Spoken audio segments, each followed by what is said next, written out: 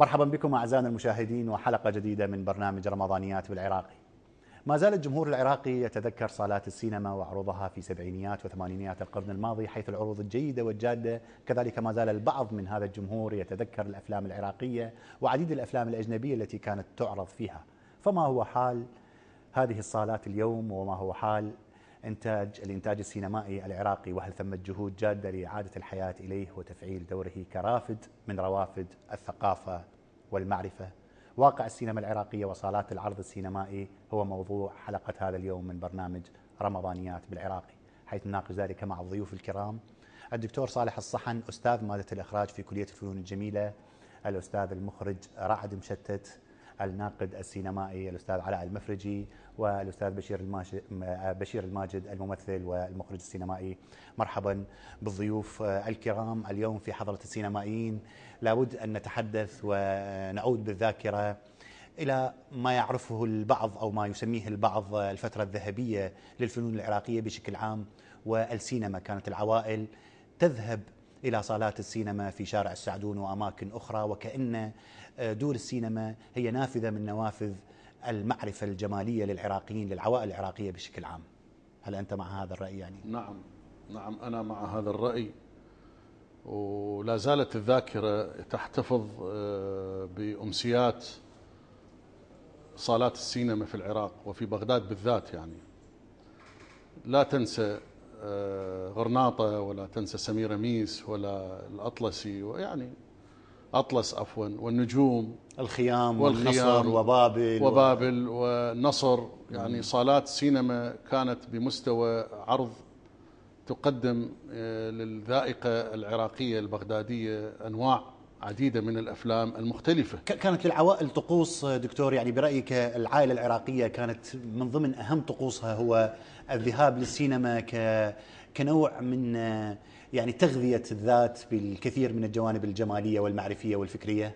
كان المؤشر في ذلك الوقت الذهاب إلى السينما هو مستوى اجتماعي معين. نعم. يعني له ارتباط بمستويات الثقافة. نعم. فمن يذهب للسينما يعني يمسك بالفرصة الثقافية، يتابع العالم، يتابع النشاط البصري، يتابع الصورة، يتابع الدراما الاجتماعية. هل هو دكتور مظهر من مظاهر التمدن؟ ويبدو أن حالة من حالات التمدن قد غادرت بغداد والمدن العراقية برحيل صالات السينما أو اندثارها. أنا باعتقادي البلد اللي يخلو من السينما عليه أن يراجع نفسه، يعني عليه أن يراجع نفسه ويصنع مقارنة مع الدول الأخرى. السينما الآن في العالم رمز كبير من رموز الثقافة وصرح عملاق. نعم. بالخطاب البصري والفلسفي وطرح الأفكار والمفاهيم. نعم. والتعامل مع الأيديولوجيا بشكل متسامح وبشكل إنساني. نعم. فضلا عن أن تكون السينما رسالة وهي فن قائم بذاته. السينما جمال. من يقترب من هذه المسميات أعتقد يكون قد مسك بجادة الثقافة. وأما الآن غروب السينما يعني مؤشر يصنع البؤس في شوارع بغداد.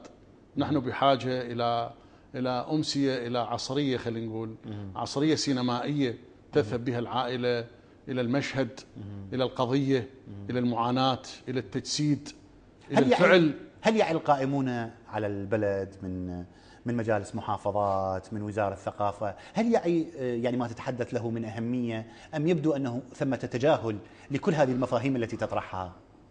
في ممر أنا باعتقادي كل الذين يعملون في البلد نعم. بمختلف الاختصاصات إذا ينأون عن الجمال فتلك هي الأزمة.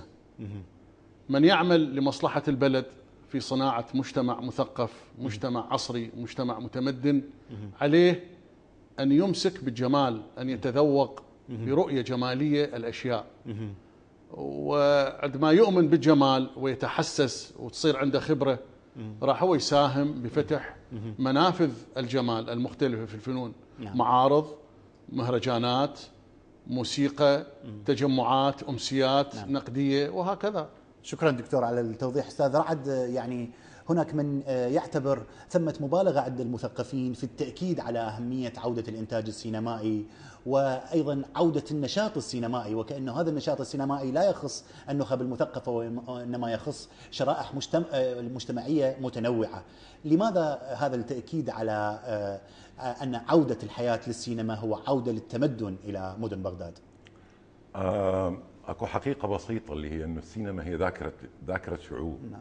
هي ذاكرة للشعوب. في يعني احنا الان الناس عندها اطلاع كبير على الاسكيمو، على امريكا وشوارع امريكا ومدن امريكا من خلال السينما. من خلال السينما. نعم. اوروبا نعرفها الان لحظات بالتاريخ، يعني من انت تتكلم عن الحرب العالمية الثانية مثلا او الحرب العالمية الاولى، الاداة الاساسية اللي نقلت للجمهور العام، يعني ليس فقط النخب المثقفة او النخب المتعلمة اللي تتعنى وتروح الى صالة عرض او تشتري عمل DVD ولا شيء وتشوفه ببيتها، لا انا احكي عن الناس بشكل عام، الملايين من الناس. نعم. النافذة الحقيقية اللي يطلعون من خلالها على يستقون من عندها معرفتهم بالشعوب هي السينما. نعم. لأن السينما هي الفن الجماهيري، ربما يكون الفن الجماهيري الوحيد الباقي. فالحاجة إلى تفعيل الإنتاج السينمائي في العراق، والعراق بلد يزخر بكم مهول من القصص. العراق مر أليست البداية بصالات العرض برأيك أستاذ رعد؟ يعني أنا أكثر من مرة التقيت بك كنت تؤكد على أهمية عودة الصالات بالتزامن مع عودة النشاط السينمائي. هذا شيء أساسي الحقيقة. يعني نعم. أنت الآن في منطقة مثل الخليج وحتى في أوروبا الآن أصبحت صالة السينما هي جزء من المول، هي جزء من مكان التسوق. مثل ما أنت تروح تشتري غذاء لعائلتك، أنت تأخذ عائلتك لصالة السينما لأن غذاء من نوع آخر. نعم. فهناك بتطور وتقدم الزمن أصبحت السينما جزء من نسيج التشكيلة اللي تتهيئ الحياة. فأنت يعني احنا بالعراق احنا بحاجة طبعا إلى، يعني أنا فرحان انه الان انفتح مول بالمنصور وبصالات سينما. صالات سينما العوائل فرحانه به جدا. العوائل فرحانه والناس فرحانه لانه تقدر مثل ما تكلم الدكتور انه تروح تقضي عصريه وتقضي امسيه تستمتع بعمل سينمائي يحرك وجدانها، يحرك عواطفها، يحرك يمتعها ايضا. السينما واحده من ادوات المتعه الكبيره العظيمه. نعم. فيعني إعادة النشاط السينمائي. نعم. طبعا بين عملية الإنتاج وعملية بناء صالات العرض. نعم. شيء أساسي هذا. شكرا أستاذ رعد. أستاذ علاء، كثيرا ما تؤكد في مقالاتك على أن عودة النشاط السينمائي، عودة العروض السينمائية هي ممكن أن تكون نافذة لفرح العراقيين من جديد، أو نافذة لتعرف أجيال جديدة على أهمية الفن السابق. يعني ربما لانها اقترنت، يعني اوجه النشاط السينمائي في العراق اقترن في فترات الاسترخاء للمجتمع العراقي، خاصة فترات الستينيات والسبعينيات من القرن المنصرم. يعني ربما هذا هو اللي يفسر الحنين لهذه القضية، وإن لم تكن هي القضية الأساسية. إنه مثل ما أشاروا الأساتذة قبلي، إنه عودة السينما أصبحت ضرورة ملحة، ضرورة اجتماعية بقدر ما هي ضرورة اقتصادية وضرورة فكرية بنفس الوقت. يعني أتذكر مقولة لأحد أصدقائنا اللي سافر إلى ليبيا في فترة ما وعاد قال: لا أستطيع البقاء في ليبيا لأنها في مدنها لا توجد صالات سينما. يعني كان فخور بوجود صالات السينما رغم كل البؤس في بغداد في فترات ماضية على أنها بها نوع من أنواع التمدن.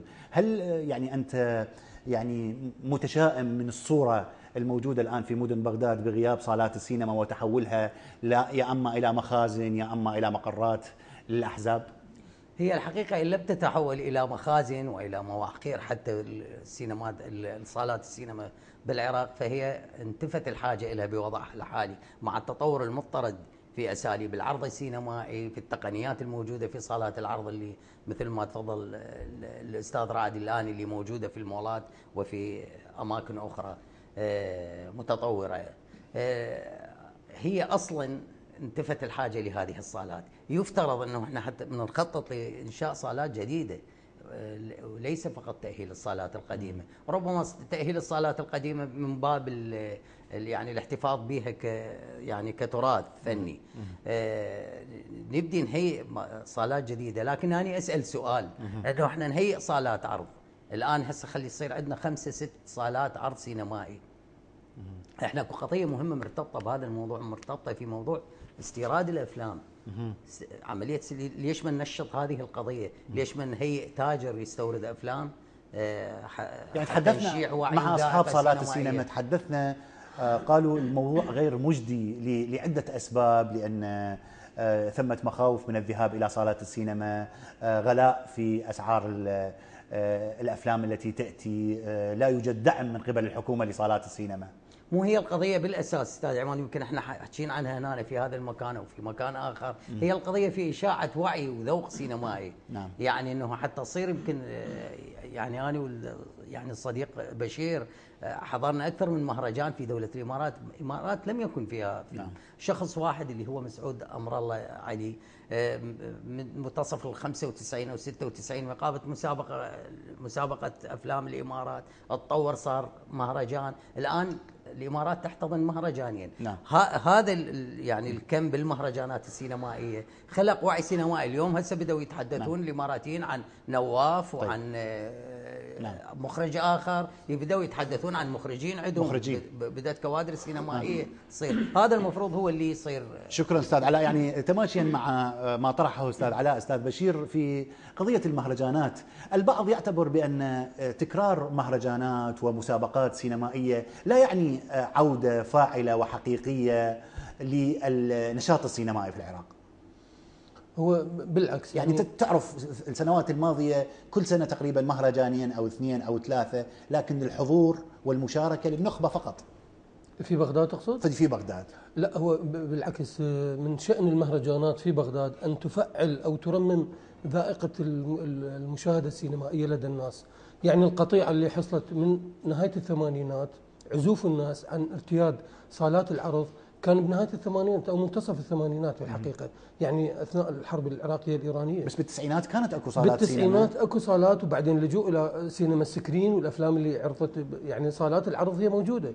لكن بالتسعينات وفترة الحصار الاقتصادي وماكو جدوى من استيراد أفلام جديدة، لأن هي الناس أصلا عازفة عن الحضور.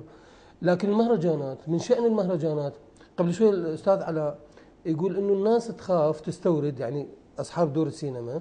أنا شفت سمير رميس مأهليها بشكل جيد، يعني سوينا بها مهرجان ممتاز، يعني صالة تصلح للمهرجانات حقيقة. عرضتوا بها أيضا ابن بابل. عرضنا بها ابن بابل، وكان جمهور عوائل كبير ممتاز. يعني صالة ممتازة جدا تصلح حتى للمهرجانات.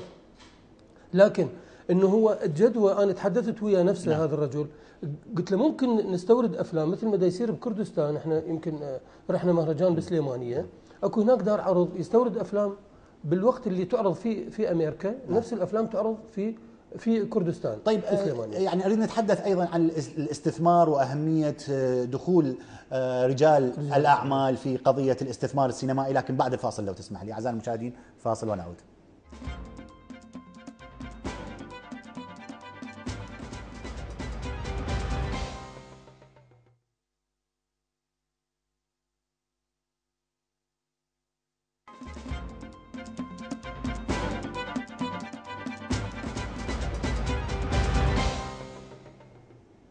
من جديد أعزائنا المشاهدين، والحديث عن عودة النشاط السينمائي وآمال الكل على أن يعود النشاط السينمائي. في حلقات سابقة أستاذ بشير كنت تتحدث بألم عن غياب الدعم.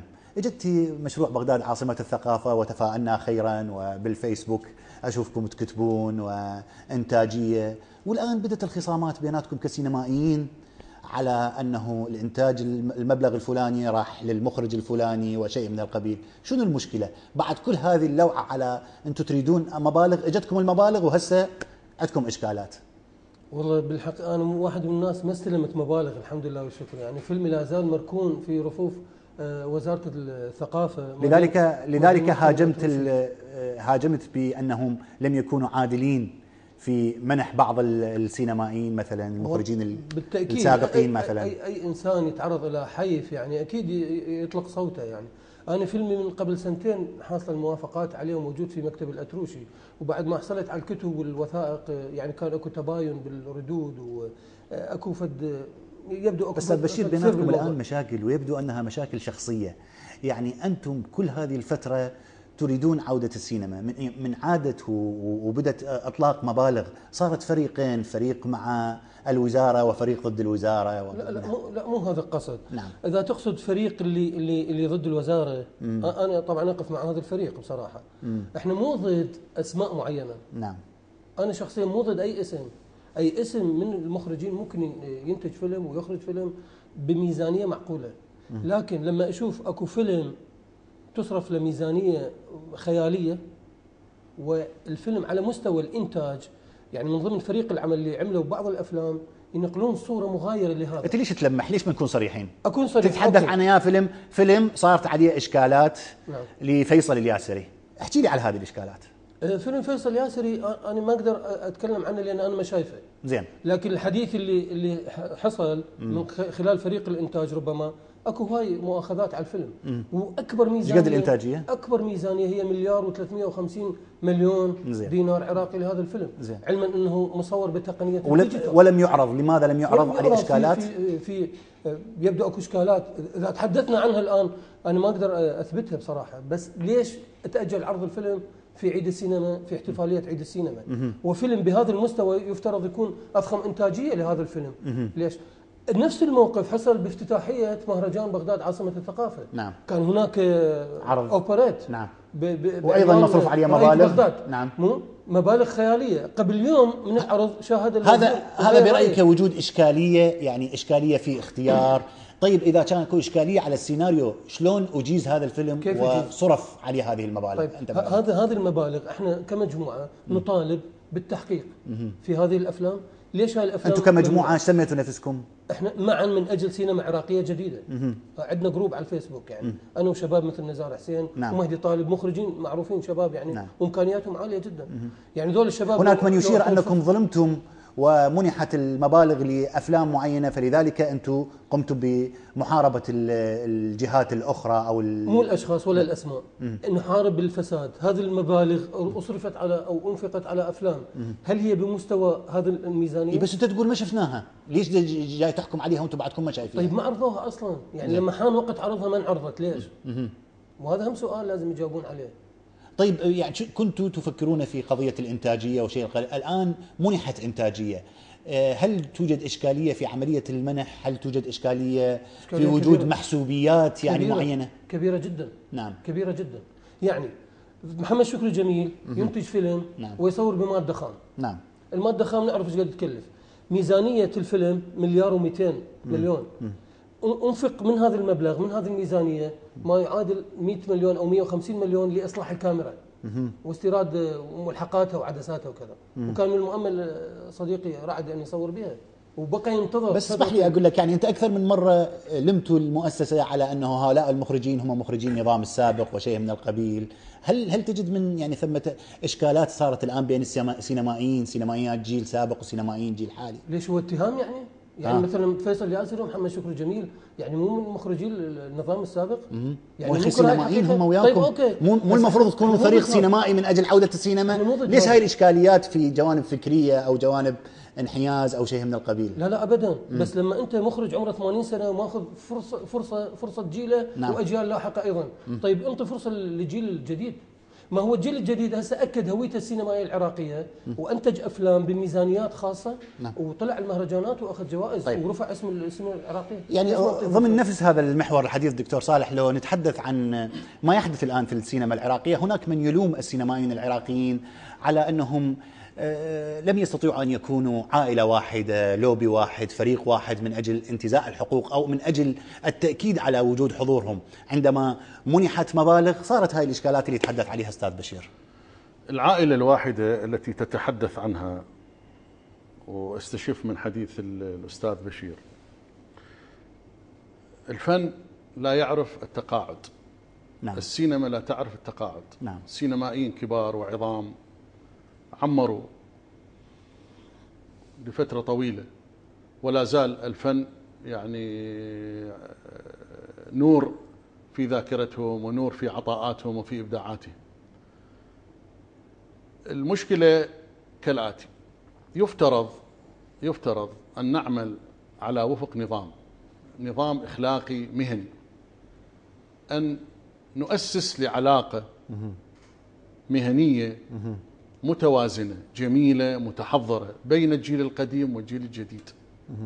المخرج يعني أنا باعتقادي يعني ما يوصل إلى مستوى أنه محسوب على تلك الفترة، هاي واقع باستثناء من عمل يعني بطريقة عالية لصالح النظام السابق. دكتور صالح، أنا بس أحب أذكرك اللي يتحدث به أستاذ بشير، يقول نحن مخرجين شباب عملنا في فترات استثنائية ولم نستطع أن نحصل على تمويل وإنتاجية. لماذا يعني في هذه الفترة التي حصلنا فيها على جوائز والآن أيضا نظلم من جديد ولا نمنح مبالغ لأفلامنا التي تعتبر سينما جديدة في العراق؟ أنا أدعو، وأعتقد أكثر من مرة دعيت في تصريحات لوكالات معينة، أدعو وزارة الثقافة إلى إنشاء رابطة للمخرجين الشباب تكون مرتبطة بوزارة الثقافة، مرتبطة ارتباط رسمي. احتمال هم ما يقبلون. ارتباط رسمي. بشير لا بشير يقول لك طبعا ما نقبل يعني. ارتباط رسمي. هذا الارتباط لا يعني أن وزارة الثقافة لها وصاية على الشباب بقدر ما مهمتها. تتوقع مصر عليها وصاية؟ يفترض أن تكون مهمتها، لأن هي اختصاص ثقافة. ما ممكن وزارة السكك مثلا، وزارة الحديد مش يصحوا لها أن تجي تهتم بالأفلام التسجيلية. هاي اختصاص الثقافة. دكتور، طيلة الفترة الماضية أنت تابعت نشاطات السينمائيين الشباب وحصولهم على جوائز في مهرجانات يعني مبالغ بسيطة، تمويل ذاتي. هل هذا يعني أن السينما العراقية بدأت يعني نوعا ما تتعافى؟ طبعا الشباب هم نبض الحياة. يعني أنا باعتقادي لا سينما من غير شباب. إذا لماذا لم تفكر وزارة الثقافة في دعمهم؟ يفترض وزارة الثقافة وكل الأشخاص الكرام الموجودين فيها على قمة المسؤولية أن يعطوا اهتمام خاص بالشباب، أن يؤسسوا لرابطة لدعم حكومي للشباب، إضافة إلى دعم جهات الإنتاج مثلا، وسائل الإنتاج، وتأهيل هذه القدرات. أبعثهم دورات للشباب، أستضيف كبار المخرجين وكبار المؤثرات الصوتية، الأشخاص الفنيين وكبار المصورين، وخلي هذا النسيج يعني يؤهل بطريقة علمية، وما أترك الشباب في المقاهي يتذمر. شكرا دكتور صالح. أستاذ رعد، سمعت رأي سابق لك، كنت تقول بأن بغداد عاصمة الثقافة وما منحت من إنتاجيات لبعض أفلامكم هي بداية نوعا ما قد تكون بداية لعودة الحياة للسينما. هل تجد ذلك فعلا حصل؟ الحقيقة حتى الموضوع اللي الآن أثرته وحضرتك ويا بشير وتكلم عنه الدكتور، أنا أعتقد هذا كله هو يعبر عن حراك حقيقة. احنا لأول مرة نشهد حراك سينمائي حقيقي في العراق. بس حراك بخصاماته هاي. الخصامات هذه جزء لا يتجزأ من اي حراك. انت جاي تقرا الفيسبوك ودا يشوف اقرا واتابع، واعتقد وصلت بها الاتهامات كلها بالنتيجه تعبر عن حرص حقيقي لان يتحرك الانتاج السينمائي العراقي. لكن المتابع العراقي دي يشوف هذه الخصامات ويشوف انتاجيه، وبشير يقول مليون وكسر وشيء من القبيل، دي يشوف فيلم عراقي قدامه. انت يعني انا اقول لك يمكن السنتين الاخيره او الثلاث سنوات الاخيره يمكن اكثر فتره في تاريخ العراق بالمجمل انه اكو انتاج سينمائي.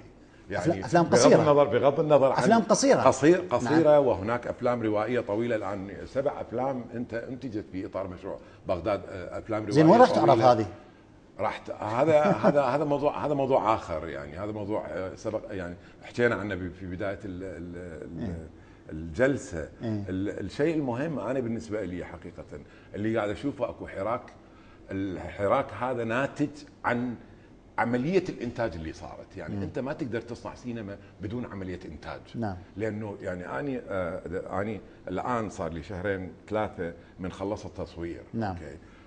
وأنا بالتصوير الحقيقة أباوع على الكادر مالتي اللي موجود في موقع التصوير، وأقول لك إنه أنا بسهولة أقول لك إنه 85% من هذا الكادر هو غير متخصص.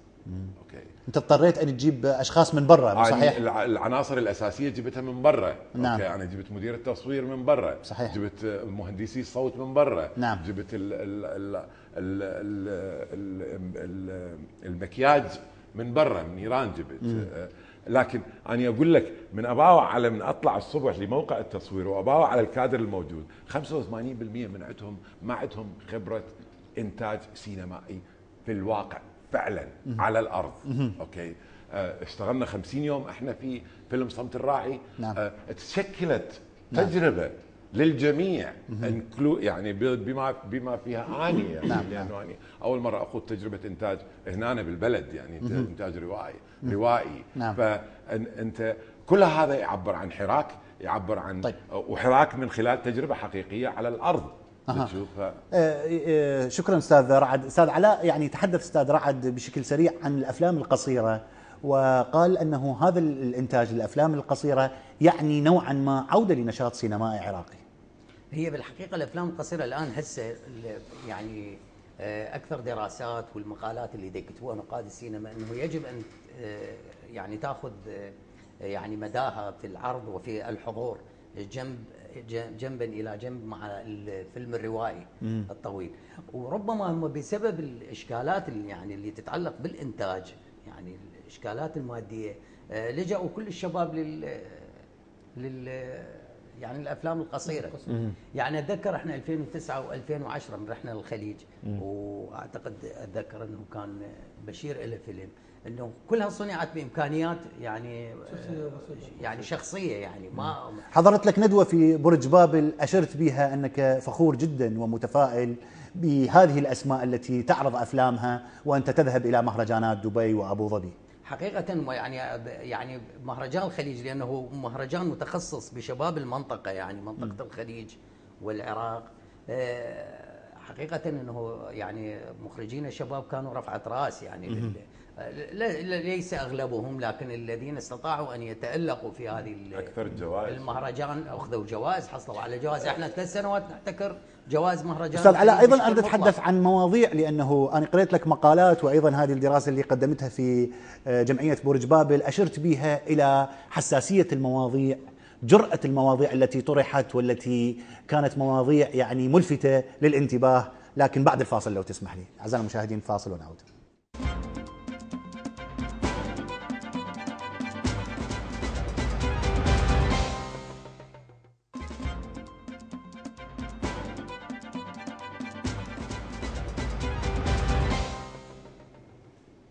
عودة من جديد أعزائنا المشاهدين، والحديث عن النشاط السينمائي العراقي، والحديث مع الأستاذ الناقد علاء المفرجي. كنت أتحدث عن الأفلام القصيرة، أهمية الأفلام القصيرة، وأنت أشرت في أكثر من مرة إلى مواضيع بدأ الشباب العراقي يعني يخرج عن المألوف ويدخل في مواضيع غاية في الجرأة.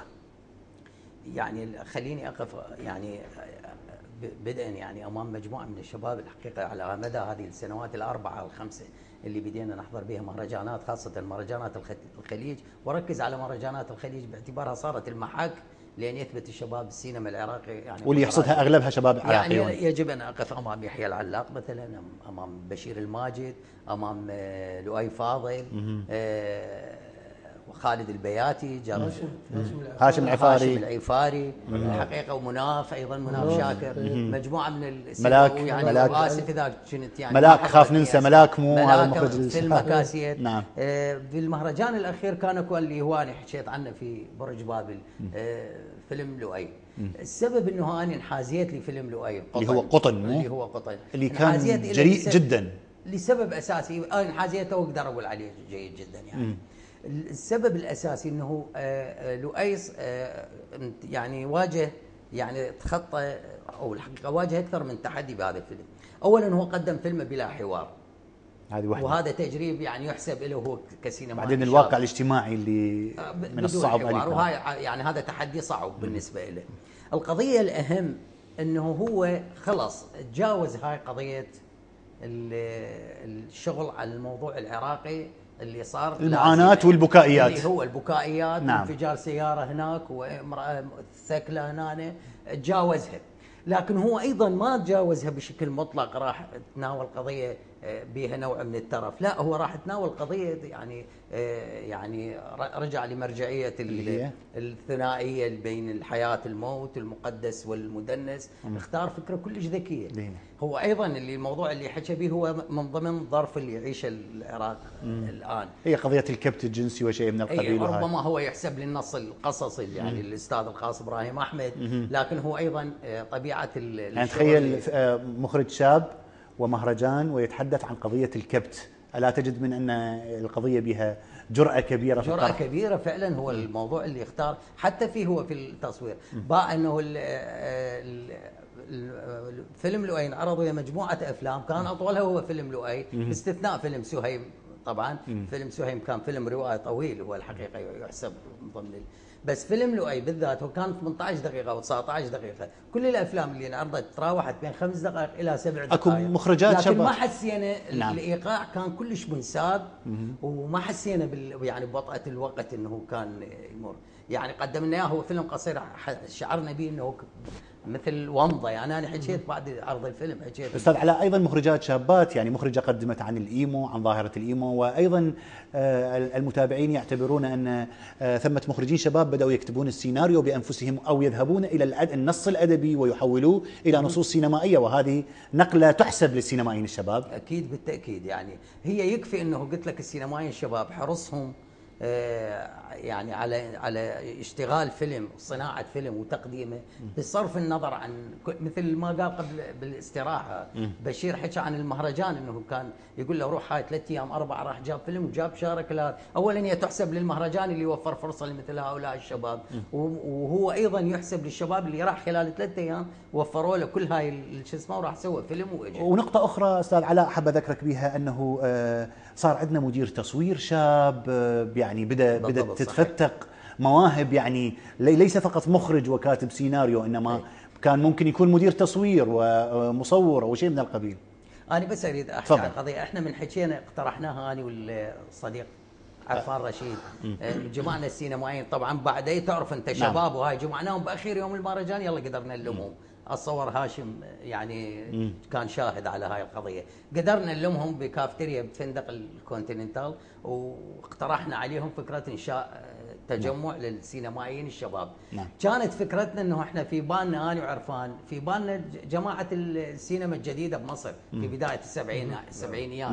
يعني عاطف الطيب يخرج بشير الديك مدير تصوير، علي عبد الخالق مونتير، داود السيد. فكنا يعني الحديث كله كان على هاي الشغله انه خلي ننطلق بهذا الاتجاه حتى يصير عندنا مدير تصوير متخصص، يصير عندنا مونتير متخصص، مخرج. وحكينا اتصور هاي القضيه شويه. هي طبعا هم فتر حماسهم بعد ما معذورين هم، لكن هم بالفتره الاخيره اطلقوا شكرا استاذ علاء. استاذ بشير، عوده ايضا لمعاناتك، وانا اعرف بانه يعني عندك مجموعه اشكالات يمكن الباقيين ما يقدرون يتحدثون عن المؤسسات الحكوميه لانه ما ادري يمكن ينحرجون، فانا استثمر صراحتك في هذا الموضوع. هل ثمه اشكال بين السينمائيين المستقلين، السينمائيين الطموحين من الشباب مع المؤسسه الحكوميه؟ بصراحه يعني المؤسسة الحكومية بخيلة. كل هذا الصرف بشير؟ لا قبل الصرف. شوف التجارب اللي ما بعد 2003 إذا تجي تقراها، أول تجربة لعدي رشيد ومحمد الدراجي كانت تجارب جريئة جدا وبها نوع من المجازفة جدا خطير. يعني احنا تعرضنا لأكثر من مرة مثل ما تعرف فيلم أحلام وابن بابل وكارنتينا وغير صالح، يعني تعرضنا حتى إطلاق نار يعني. هذه المؤسسة لما كان يطرق بابها المخرج يقول له والله ما عندنا، احنا اصلا ما عندنا ميزانية، لانه وزارة الثقافة ميزانيتها محدودة. اوكي راحوا وجابوا تمويل، حصلتوا تمويل من اماكن جيدة الحكي بيناتنا طبعا يعني. طبعا ليش؟ واحد من الافلام ميزانيته $2 مليون. بس هذا مو فيلمنا. استاذ عماد هذا مو فيلمنا، لانه هسه فيلم ابن بابل او فيلم احلام انا لقيته بامريكا قيمته $30 النسخة الواحدة، لأنه هذا أكو شركة توزيع، هي شركة إنتاج أنتجوا الفيلم وباعوه وراح مهرجانات واخذ جوائز. مو مالك هذا.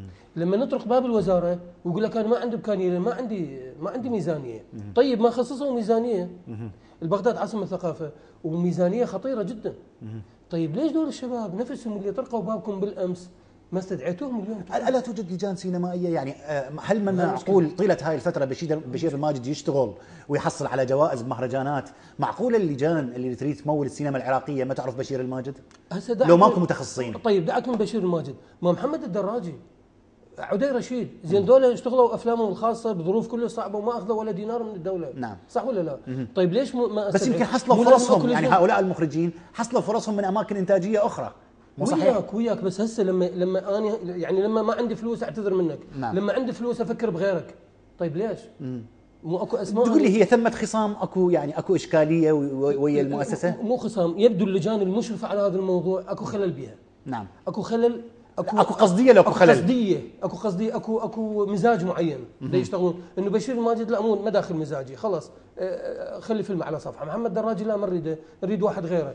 نجيب واحد اسمه ما معروف، مثلا عمانوئيل، احنا حتى سوينا بحث. مخرج مغترب، هذا يعني نعرفه. طيب وين مغترب؟ ما انا اعرف فاروق داوود، اسماء هواي وقدمت سيناريوهات. بعدين فاروق داوود طلع هو مخرج الفيلم، وبشكل شخصي قال لي هنا، قال لي انتم سويتوا حمله على عمانوئيل، بس هو كان بالواجهه، بس انا المخرج.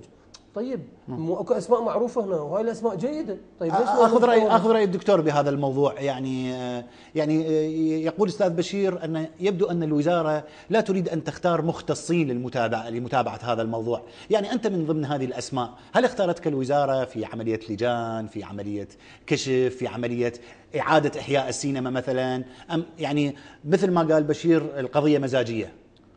أنا بالفترة الأخيرة يعني مو بصدد تقييم يعني أداء وفعاليات وزارة الثقافة، لكن استدعيت باعتباري كلفت عضو لجنة فحص النصوص. نعم. فحصت؟ والآن في صدد النصوص اللي الآن هي قيد يعني لا زالت ما نايل الفرصة. حلم وردي قريته؟ لا مو الافلام اللي تم انجازها، الافلام اللي بعد بعد لسه ما متفقين عليه. نعم. بس يبدو هذا التشكيل جديد. تفضل. هاي اللجنه الثانيه او الثالثه تشكل. هاي تشكيل. يعني شنو معناه بشير؟ هاي اللجنه تسمى انقاذ ما يمكن انقاذه، او للحفاظ على جزء من ماء الوجه. شنو القصد انقاذ ما يمكن انقاذه استاذ؟ والله احنا يعني ما قعدنا بجلسة قررنا استراتيجية أو خطة معينة، بقدر ما كلفنا من قبل دائرة السينما أنه نعطيكم نصوص فحصوها وأعطونا رأيكم بها. بس الخطة نحن ضمن الجو العام ندرك. نقدر نقول نوع من الرقابة بالموضوع لو لا؟ لا طبعا، هو فاحص النص جزء من الرقابة. يعني إذا ما تماشت ويا أفكار طبعا معايير رقابية، الفاحص معايير رقابية. بس أنت يعني أنا أرجو أن أشير إلى نقطة أنه الدولة، أي دولة في العالم عندها خط حكومي وعندها خط خاص. نعم.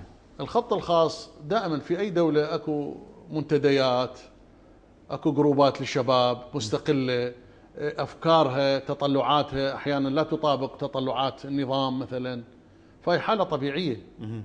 والدولة الآن يعني المؤسسة السينمائية أنا باعتقادي يعني يحتاج لها دعم أكثر من أجل أن تحتوي تطلعات الشباب. شكرا دكتور. أستاذ رعد، هناك من يشير أن السينما العراقية قبل 2003 تختلف تماما، وعلى كل السينمائيين أن يعون هذه القضية. بعد 2003 يجب أن نبدأ بصفحات جديدة. هل مع هذا الرأي؟ يعني هناك من يشير بأن السينما قبل 2003 لا تمثل السينما العراقية. عملية تمثيل السينما العراقية في أي زمن من الأزمنة تنتج هي سينما عراقية بالنتيجة، تعبر عن لحظتها ومرحلتها وزمنها. لكن أفلام تعبوية كثيرة كانت تطابق ما يريده النظام. يعني هذا موضوع آخر، يعني هذا موضوع آخر. بمعنى إذا أنت تريد تحكي عن السينما بعد 2003 في زمن نتحدث احنا عن الحرية، نتحدث عن الديمقراطية، نتحدث عن حرية التعبير بالأساس. يعني بالنسبة للسينمائي موضوع حرية التعبير هي الموضوع الأساسية، إنه أنا أجي أريد أعبر عن أفكاري، أو أعبر عن تصوراتي، أو أعبر عن خيالي، أعبر عن قراءتي للمجتمع، لنسيج المجتمع، للحظتي الزمنية. طبعا بعد 2003 الفنان والمثقف بشكل عام اصبح فضاء الحريه بالنسبه له، رغم انه احنا يعني الحريه ما لها سقف حقيقه. يعني الانسان بطبيعته كل ما يعلى سقف الحريه هو طموحاته ان يعلو على هذا السقف. بالتاكيد انه فتحت فرصه كبيره للمبدعين العراقيين في ان يخوضون في مواضيع كانت محرمه عليهم، وبالتالي يعني انخلق عندنا نوع بالاضافه الى الكم. انه في حركه انتاج اكو نوع. انا اريد اسالك ايضا عن المقومات التي تقترحها لانجاح النشاط السينمائي العراقي، لكن بعد الفاصل لو تسمح لي. اعزائنا المشاهدين فاصل ونعود.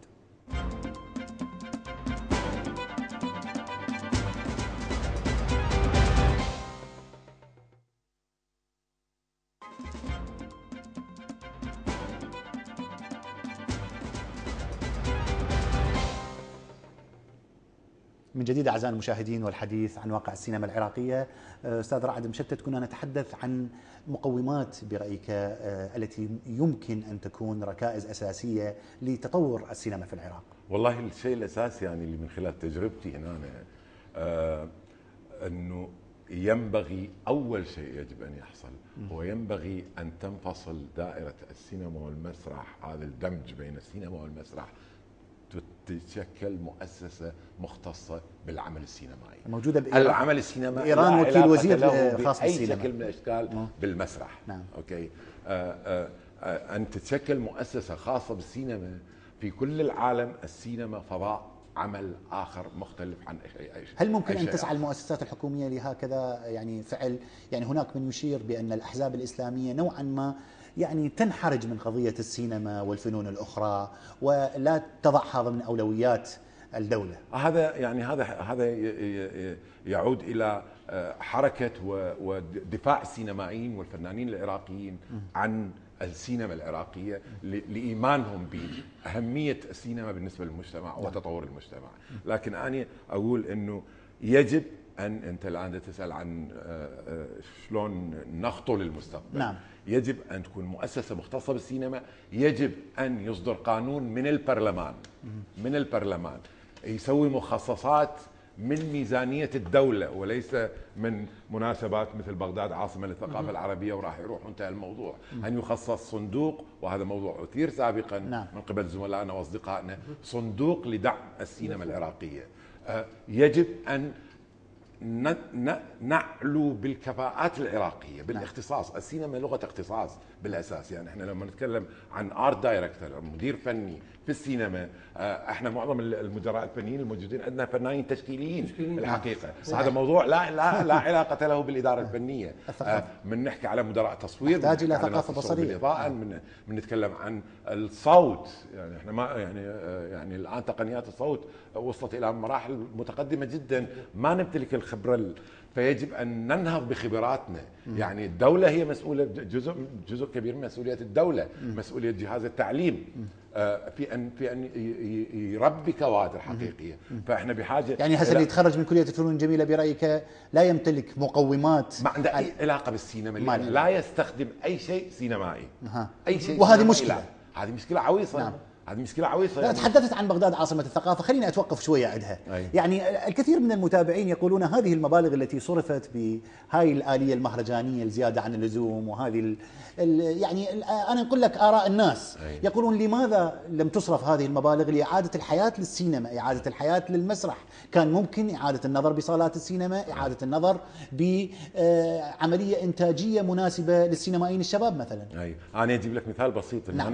أنا اشتغلت بكاميرا الأليكسا من صناعة آريفلكس، هي واحدة من أهم كاميرات الديجيتال بالعالم.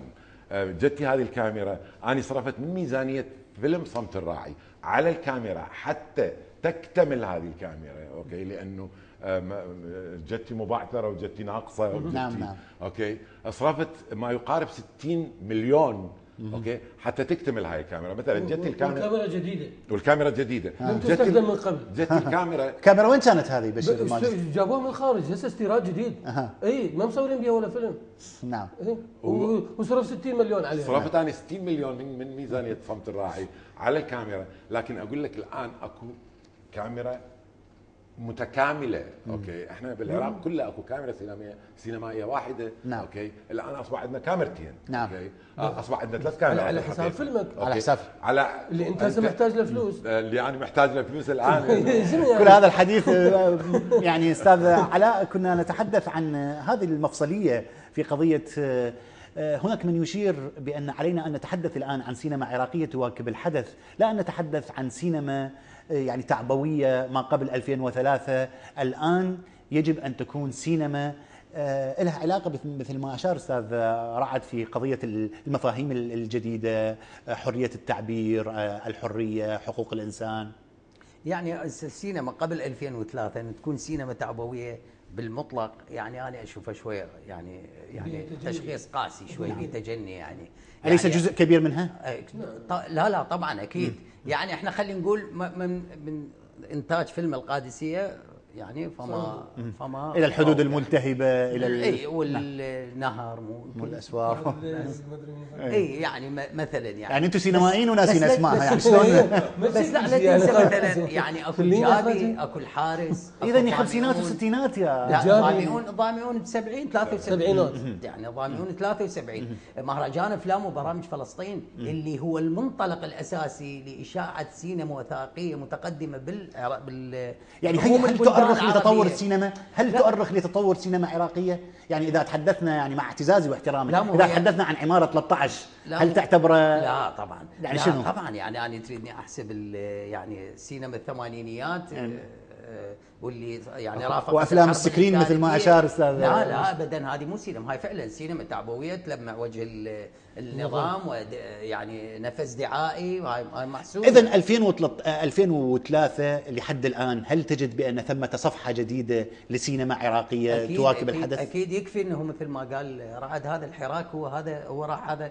المخاض اللي هو راح. بس انت جاي تنسون المشاهد. يعني احنا بدنا نتحدث كنخبه وشايفين انا يعني شايف عمل بشير وجاي احاول اشوف اعمال رعد، لكنه المشاهد العراقي بده يشوف اكو سينما عراقيه. مو انت بدها ما شوف هي هاي استاذ عماد، يعني انا بتقديري انه اذا ما تدخل الدوله كطرف اساسي بهذا العمليه بهذا كل اللي بدنا وراح تدخل الدوله، مو هاي دائما نسمعها من عندك. دخلت الدوله هسه دخلت الدوله دخلت مراضين الجماعه مراضين. لا من حقهم ما يرضون الجماعه لان صار اكو تهميش بعض المخرجين اللي كان المفروض ما تنساهم الوزاره يعني. نعم. بصراحه يعني اللي المبالغ خاصه المخرجين والشباب اللي حققوا نتائج برا. يعني كان على الوزاره ان ما تنسى عدي، كان على الوزاره ان ما تنسى محمد دراجي، كان عليها ما تنسى بشير الماجد، ولا تنسى هاشم العفاري. يعني ذولا وهادي ماهود وهادي ماهود واخرين. انا اسف يعني يمكن اي صح كان عليها ما تنسى هؤلاء يعني عفوا بشير صارت مجاميع الان من السينمائيين، يعني هنالك رغبه بان تتوحد الجهود من اجل عوده السينما، ليس من اجل ان تكون هناك فريقين يعني اسف اقول لك يعني بيناتهم نوع من الخصامات. والله اعتقد مشروع بغداد عاصمه الثقافه اشبه بالفتنه الطائفيه اللي ضربت البلد. يعني قسمه السينمائيين لفريقين للاسف. هو مو هذا يعني تتهم من انت بشير؟ تتهم من؟ الناس القائمين على بغداد عاصمه الثقافه مو ناس مختصين واحد. نعم. وما عندهم بعد استراتيجي للمشروع. كان ممكن يشوفون في كل مجال، في المسرح، في السينما، في التشكيل، اكو ناس مختصين اشكل لجان. هاي اللجنه مسؤوله عن السينما، تجيبها من النقاد والاساتذه والدكاتره والمخرجين المعروفين. نعم. المسرح اشكل له لجنه، والتشكيل اشكل له لجنه، ويصير هذا الدمج بعدين بكل الاعمال تطلع ناضجه. ليش انا اجيب ناس ما مختصين بهذا الموضوع ويصير تلكؤ ورعد مشتت ينتظر سنتين حتى تطلع للكاميرا ويستوردوا الكاميرا ويصرف عليهم من ميزانيه فيلم 60 مليون. ومحمد شكري جميل الان الكاميرا بعد سرقتها ترجع والان عاطله وما راح يقدر يصور فيلمه اللي ميزانيته مليار و200 مليون، وفيلم صرف عليه وبعدين ما انصرف عليه وبعدين ما انعرض.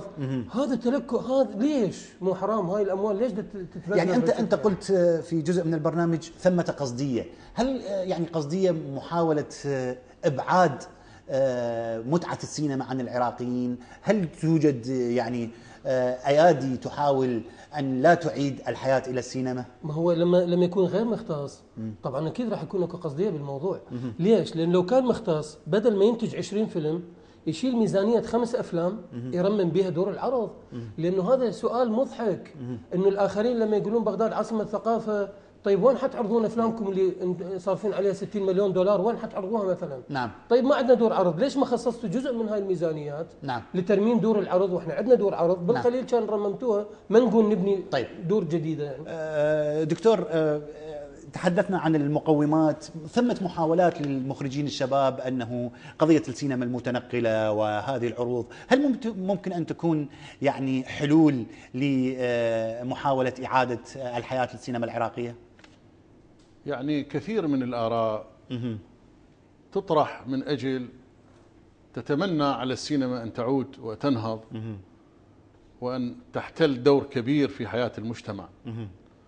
وعندما نسمع التصريح والكلام والمعاناة نحس أكو شقين، شق المتحدث وشق المجهول الذي يخاطبونه. نعم. يعني أنا باعتقادي المهمة الكبيرة تقع على عاتق وزارة الثقافة وعلى عاتق دائرة تعنى بالسينما. مو بالضرورة لما تدعم وزارة الثقافة الشباب أو تدعم السينمائيين تكون لهم مصايا عليهم. وأكو مؤشرات أنه وزارة الثقافة ما تدخلت لا بعمل مخرج معين ولا بنص معين، والدليل أنه أكو أقاويل عن هذا النص وهذا النص وهو الآن منجز. فأكو معطيات معينة من وجهة نظري. نعم. معطيات معينة تنهض بالسينما. يعني في بعض البلدان كانت للسينما دور رئيسي في صناعة ثورة، دور رئيسي في صناعة فكر. طبعا. هناك من يشير بأن قضية المهمشين في مصر، يعني أعمال خالد يوسف والعديد من المخرجين، هي التي أثارت الرأي العام بخروجهم في تظاهرات. فلماذا السينما العراقية الآن غير محركة للجماهير برأيك؟ هذا سؤالك. يعني أنا أؤمن نعم. أؤمن أن نؤسس لهيئة مستقلة أو وزارة للسينما. هيئة مستقلة للسينما. تدعم جزء من الدعم الكبير من قبل الدولة. هذا الدعم الحكومي غير مشروط. هل ممكن أن تسعى الأحزاب الإسلامية أو الدولة بهذه مؤسساتها لخلق هكذا هيئة مستقلة برأيك؟ بصراحة جاوبني. أنا أؤمن بطريقة معينة إذا نعم. سمحت. أؤمن بطريقة أن يصار إلى عقد نعم. مؤتمر للسينمائيين العراقيين نعم. في الداخل وفي الخارج. شكرا دكتور. نأمل أن يكون هذا طموحك يعني مسموع من قبل الآخرين، وجد ثمة الإحراج بالحديث عن قضية السينما، لأن تدخل الدولة مهم في قضية صناعة السينما وإعادة الحياة لها. في نهاية حلقة اليوم أشكر ضيوفي الكرام الدكتور صالح الصحن أستاذ مادة الإخراج في كلية الفنون الجميلة، الأستاذ رعد مشدد المخرج السينمائي، الأستاذ الناقد السينمائي علاء المفرجي، والممثل والمخرج السينمائي بشير الماجد.